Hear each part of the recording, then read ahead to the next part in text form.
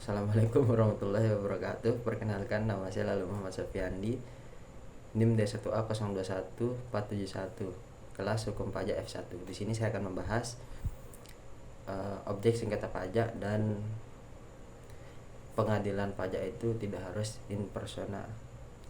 Adapun objek sengketa pajak itu dapat ditinjau dari administrasi perpajakan.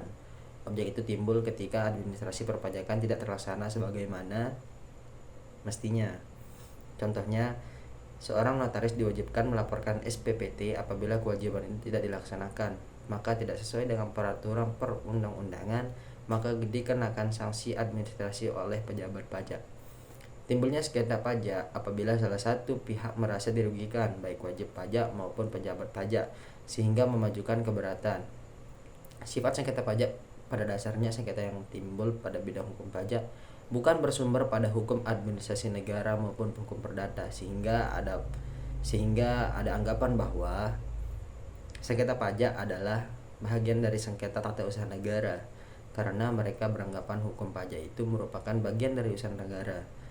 Yang disengketakan dalam pajak adalah pajaknya sendiri, bukan ketetapannya. Jadi diadili bukan peradilan tata usaha negara, tetapi di peradilan pajak. Berdasarkan Undang-Undang Nomor 14 Tahun 2002, dapat disimpulkan objek sengketa pajak adalah keputusan pemerintah di bidang pajak yang ditujukan kepada rakyat selaku wajib pajak yang dirasa merugikan wajib pajak bersangkutan. Sengketa dipicu oleh adanya keputusan tata usaha negara di bidang pajak yang oleh wajib pajak dipermasalahkan karena merasa dirugikan oleh keputusan, atau bisa disebut juga itu basicking. Adapun menurut saya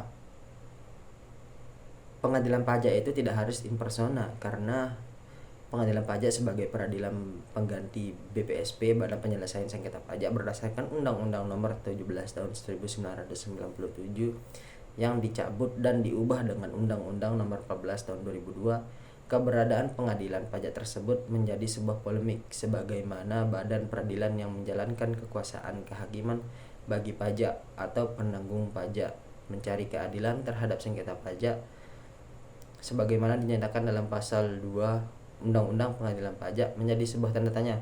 Pengadilan pajak sebagaimana kedudukannya dinyatakan bahwa pada pasal 2 Undang-Undang Pengadilan Pajak, badan peradilan yang melaksanakan kekuasaan kehakiman perlu dikaji sebagai negara hukum yang menganut paham pemisahan kekuasaan, dan prinsip checks and balance kekuasaan kehakiman menjadi sangat penting. Jadi itu saja, sekian dari saya. Assalamualaikum warahmatullahi wabarakatuh.